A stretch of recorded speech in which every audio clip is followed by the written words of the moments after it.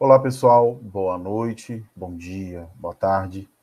Vamos continuar o conteúdo do nosso curso de Planejamento das Atividades de Ensino Remotas.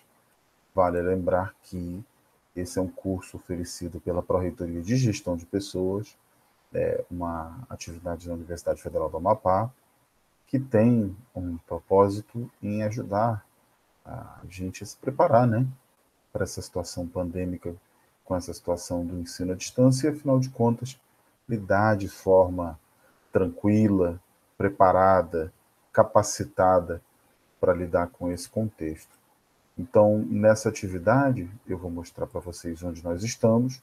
Nós estamos aqui, nesse primeiro conteúdo, contextos nos quais o ensino remoto ocorre. Ou seja, a gente já está aqui avançando na direção do nosso conteúdo e eu vou continuar de onde nós paramos na última sessão. O que nós falávamos? Nós falávamos sobre o contexto histórico, no qual a situação do ensino remoto pode ser utilizado, falamos um pouco das características originais das primeiras ondas do ensino remoto. Vale a gente contextualizar que, ao longo da história do ensino remoto,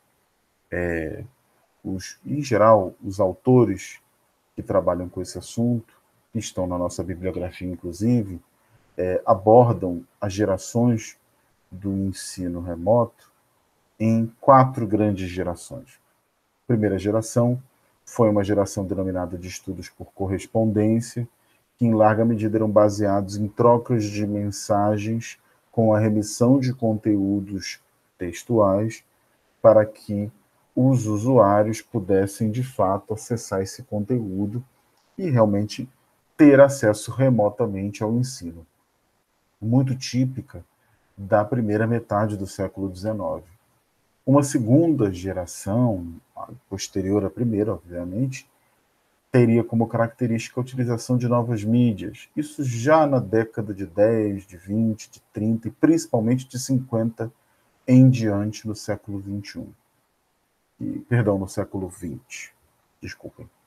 Que seria baseada em novas mídias como televisão, na época extremamente novas, rádio, fitas de áudio cassete, os mais jovens não conhecem, mas existiam fitas cassete de aproximadamente o tamanho de um punho ou um pouco menor, que serviam para que pudessem ser reproduzidos em toca-fitas, que eram aparelhos, além do rádio, do telefone, inclusive, e a criação dessa época das primeiras universidades abertas de ensino à distância.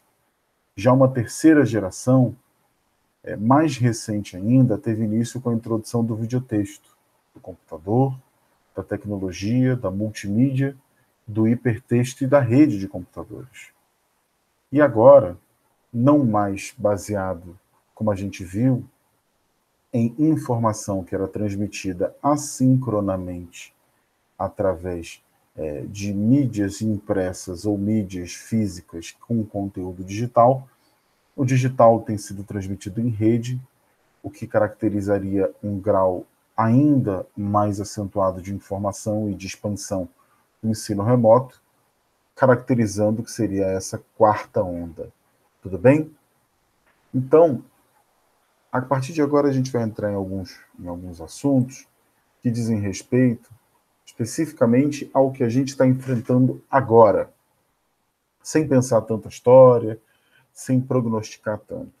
Com o que a gente está lidando agora? Agora a gente está lidando com o contexto da pandemia, ou seja, nós estamos lidando com um contexto no qual a Covid-19 nos obrigou ao isolamento social, restringindo a nossa possibilidade de aglomerar-se e, portanto, sendo a sala de aula um espaço intrinsecamente baseado em contato social próximo, muitas vezes afetivo, quando se tratando de educação básica, com um papel muito importante para a sociabilidade, a Covid-19 acabou se transformando num exemplo sobre como situações emergenciais, muito associadas às condições que os planejadores de políticas públicas têm falado repetidamente que são condições extremas do século XXI, condições de incerteza, de volatilidade, de conflitos, de situações de deslocamento, a questão da mudança climática possivelmente também vai impor desafios para a gente,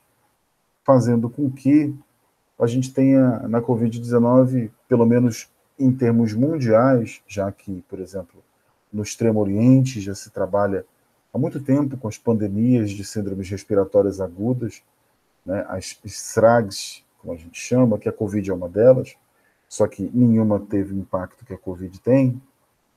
A Covid-19 é um exemplo fundamental sobre como situações emergenciais globalmente vivenciadas pode fazer com que o uso estratégico do ensino remoto seja utilizado. Por quê? Porque houve um shutdown, houve um fechamento imediato em efeito cascata, que acabou afetando os sistemas educacionais no mundo inteiro, fazendo com que praticamente 90% das escolas, dos serviços de educação e de cuidados da primeira infância, além das universidades, faculdades, ensino médio, fossem fechados e os alunos fossem para casa e, num primeiro momento, não tivessem tido aula. Isso se deu, para a gente historicizar de forma adequada, como um conjunto de esforços para desacelerar o que era a então acelerada disseminação do Covid-19, do vírus, do coronavírus, né? Por meio de intervenções que naquele momento, ainda sendo a doença muito desconhecida, eram intervenções não farmacêuticas e eram medidas, sem dúvida alguma, preventivas. Então, o distanciamento social e o autoisolamento acabaram sendo implicitamente movimentos que levaram a educação a ter de lidar com essa nova variável. E essas medidas se deram, em larga medida, baseadas na premissa, como de outras doenças anteriores, outros surtos de doenças infecciosas em todo o mundo, que tiveram, num momento do passado, algum grau de eficiência, né? A gripe espanhola foi combatida largamente, utilizando algumas medidas de isolamento social mais de 100 anos atrás. Então, a decisão não foi tomada a esmo, mas baseada no que se conhecia como medida preventiva. Isso é, sem dúvida alguma, um assunto muito polêmico. E a gente tem que levar em conta essas polêmicas no planejamento. Por quê? Porque, se por um lado há estudos do campo da prevenção que apontam a necessidade do isolamento social, que é absolutamente razoável, e especialmente no momento em que a gente estava lidando com a onda quebrando, né, com a Covid começando a acontecer, a gente não sabia muito sobre a doença. Então, proteger vidas é sempre fundamental. Mas hoje, já há estudos e muitos pedagogos, médicos, psicólogos, apontando que o desempenho escolar, especialmente de crianças e jovens, depende muito da manutenção de relacionamentos próximos com os professores, com a turma, com o cabedal de instrumentos de assistência social que o ambiente escolar proporciona, na sociabilidade, na atividade física, na saúde mental. Então, essa tentativa de ganhar tempo para lidar com o curso da infecção acabou sendo motivo de muita polêmica. E hoje já há, estamos agora em julho de 2021, um movimento com as taxas de disseminação da Covid diminuindo na direção do retorno presencial e com a vacinação avançando, sem dúvida. É uma discussão longamente polêmica e eu não tenho, como não sou infectologista, subsídios para fazê-lo. Mas é uma discussão que está posta e que a gente deve se preparar. Pessoalmente, me parece importante dizer, o meu olhar como uma pessoa que estuda o assunto e trabalha no ramo da educação à distância também, através das atividades da Unifap, me parece muito óbvio que nós não teremos, mesmo com o retorno presencial imediato ou não, um abandono completo dessas experiências que nós estamos tendo com o digital e o remoto. Alguma coisa disso a gente vai ainda utilizar, especialmente em função de fatores como o que a gente falou na última sessão, largamente associados a questões de recurso, de otimização de tempo, de espaço, de alcance das atividades, e por aí vai. Para a gente falar um pouquinho mais sobre esse contexto emergencial, de acordo com o Fundo Internacional das Nações Unidas para a Infância, o famoso UNICEF, a pandemia afetou 9 a cada 10 alunos em todo o mundo, com aproximadamente 1,5 bilhão de crianças e jovens estando impossibilitados em frequentar escolas devido ao fechamento e bloqueios temporários. A gente sabe que, mesmo com o fechamento temporário, isso acarretou, nós todos vivenciamos isso, altos custos sociais e econômicos, porque as interrupções que causam esse fechamento das escolas afetam também pessoas em suas comunidades, afetando muito mais duramente pessoas carentes, pessoas em situação de pobreza, de vulnerabilidade, com aprendizagem interrompida, não é só a aprendizagem, é a nutrição, problemas de cuidado infantil e um custo econômico para famílias que perderam seus empregos. Então, o contexto da Covid não é só um contexto relacionado a uma situação problemática do ponto de vista imunológico ou infectológico, sanitário. É também um problema que mexeu muito com a vida das famílias. E isso precisa ser extremamente considerado no nosso planejamento. Eu diria que é um elemento determinante, porque mesmo que muitas pessoas tenham tido a Covid e eventualmente até falecido de Covid, ou com familiares que faleceram, mesmo os que não foram contaminados e que têm algum grau de exposição a situações de vulnerabilidade social, se tornaram ainda mais vulneráveis e passaram por problemas sérios decorrentes da situação econômica, da situação social, além dos óbvios problemas psicológicos, mentais decorrentes de uma situação extrema, que é a do isolamento social.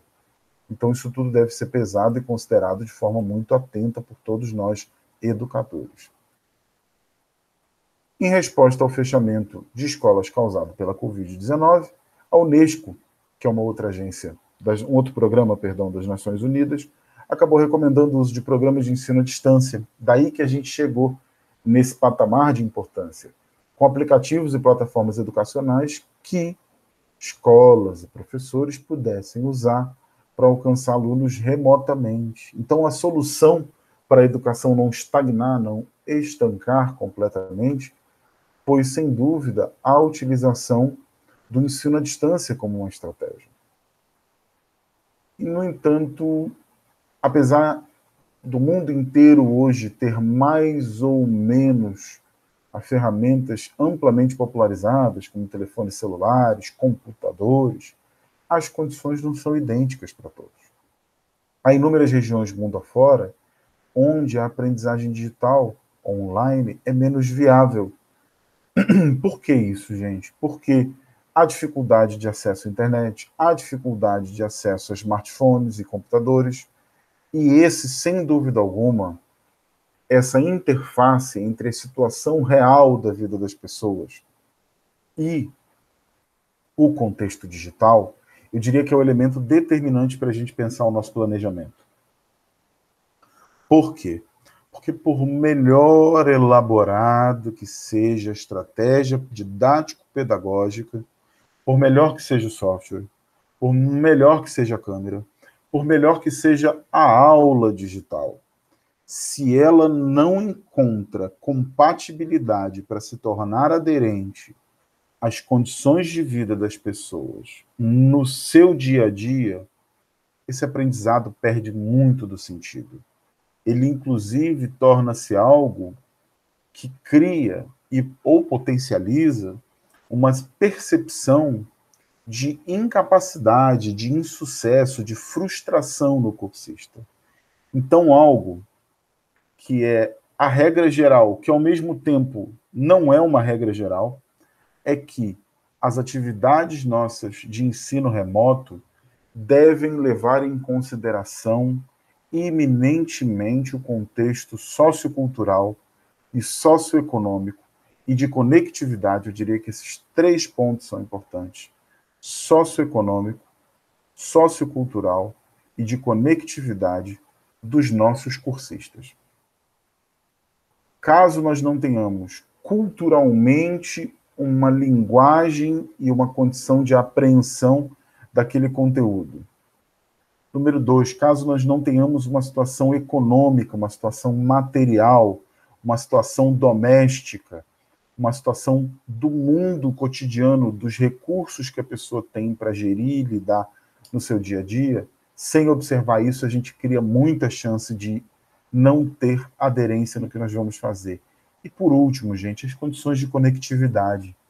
Porque nós estamos num estado, como é o caso do Amapá, em que a conectividade é um problema. O nosso provimento de internet é um problema.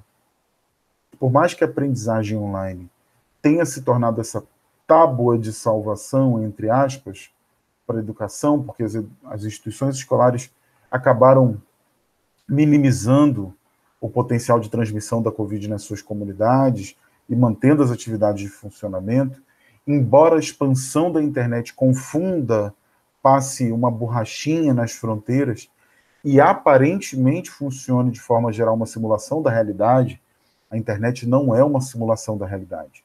O ensino remoto não é uma simulação do ensino presencial. Nós não podemos, de nenhuma maneira, confundir o que é a modalidade do remoto com o presencial. Mesmo o melhor planejamento do digital não se confunde com o planejamento do presencial. Remoto é remoto, presencial é presencial, podem se complementar, mas são diferentes. Então, uma queixa muito recorrente dos alunos é uma certa dificuldade nossa, e é compreensível que nós tenhamos essa dificuldade em lidar com um contexto no qual nós temos todo um histórico e uma cultura de planejamento de atividades presenciais, mas nós não nos adaptamos para o digital. Então, questões como frequência, como assiduidade, como participação, com a questão da câmera aberta. Muitas vezes os colegas falam, o aluno tem que manter a câmera aberta, mas muitas vezes o aluno não pode.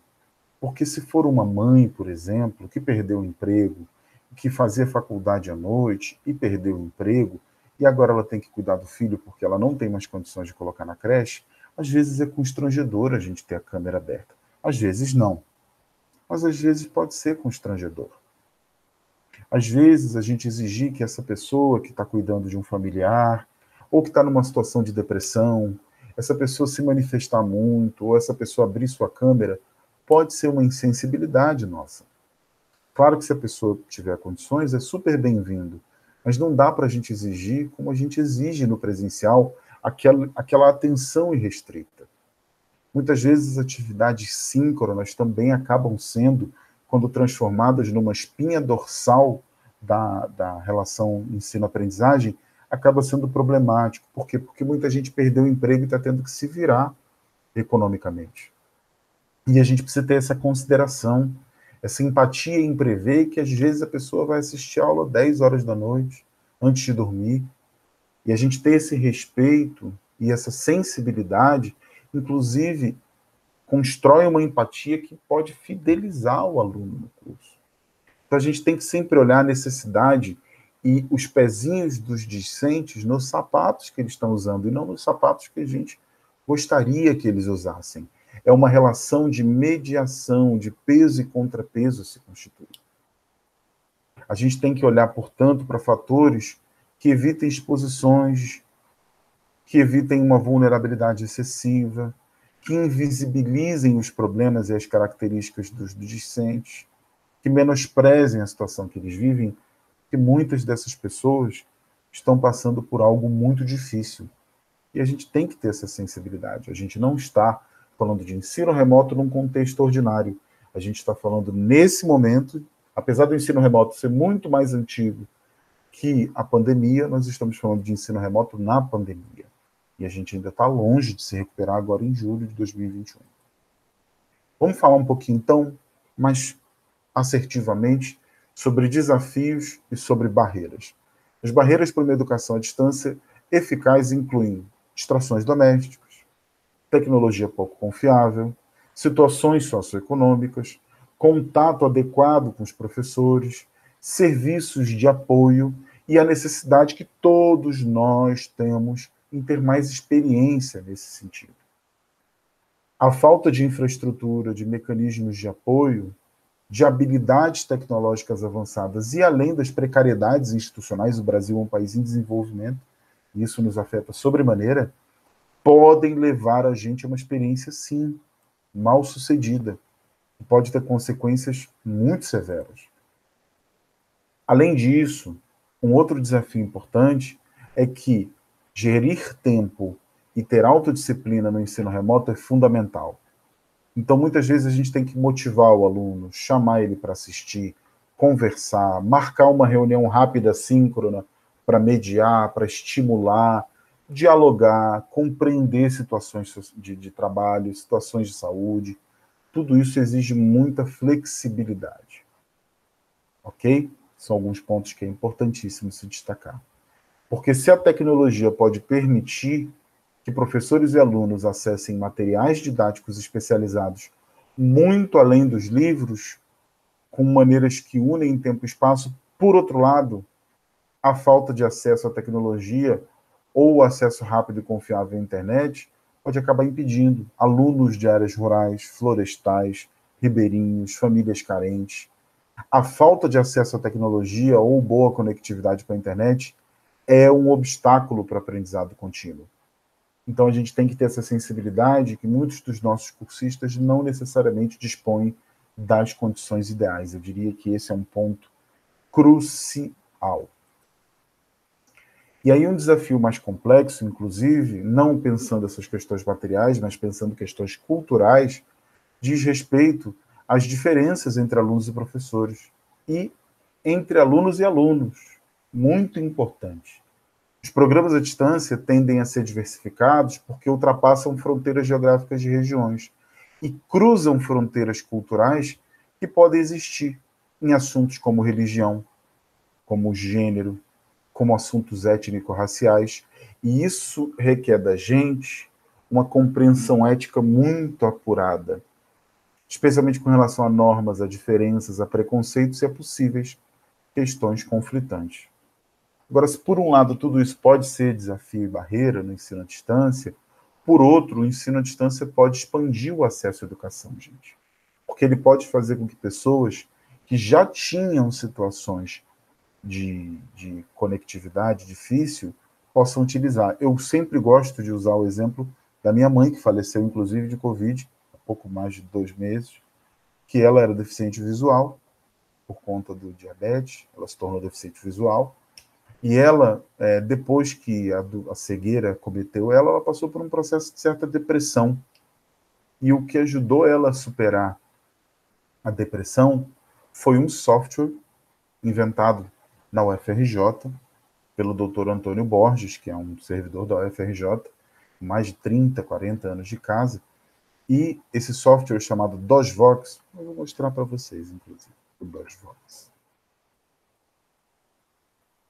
Esse software, o DOSVox, olha aqui, é o site do Núcleo de Ciência de Computação e Engenharia, da UFRJ, que é um software dedicado a um sistema de computação para atender deficientes visuais. Ele permite que pessoas cegas usem um computador comum para desempenhar tarefas, adquirindo um grande nível de independência no estudo e no trabalho. Eu estou mostrando isso para vocês, para mostrar que como a tecnologia, o acesso à educação à distância, fez com que uma pessoa já idosa, inclusive, pudesse acessar tecnologias que possibilitaram ela um recomeço. Então, muitas restrições impostas por responsabilidades pessoais, condições de saúde, podem ser, sim, potencialidades virtuosas do ensino à distância. Além de fatores como a gente já viu, estudar no seu próprio tempo, concluir no tempo apropriado, estabelecer seu próprio ritmo, estudar em qualquer lugar. E alguns fatores para além dessa questão do ritmo das responsabilidades. Por exemplo, o ambiente online facilita a inovação pedagógica, porque novas estruturas, gamificações, formatos, enquetes, a capacidade de trabalhar em equipe com uma capacidade que os alunos, especialmente os jovens, mas também os mais experientes têm, em colaborar, em compartilhar, em questionar, em inferir e acabar sugerindo trazendo para dentro da disciplina, para dentro do curso, métodos e técnicas que melhoram a nossa atividade. Por que não a gente aprender com o nosso cursista, gente? Não é verdade? A gente pode ter isso acontecendo tanto num computador, como isso pode acontecer na palma da mão. Porque o ensino à distância contemporâneo, ele está cabendo agora, gente, aqui. Por que ele cabe aqui? Eu vou mostrar para vocês. Não sei se o áudio vai ser capaz de mostrar. Mas olha, deixa eu liberar a internet para vocês verem como, dentro do possível, com a simplicidade que é intrínseca, esse ensino à distância, ele já está cabendo na palma da mão. Ele já está se tornando acessível. Observem só.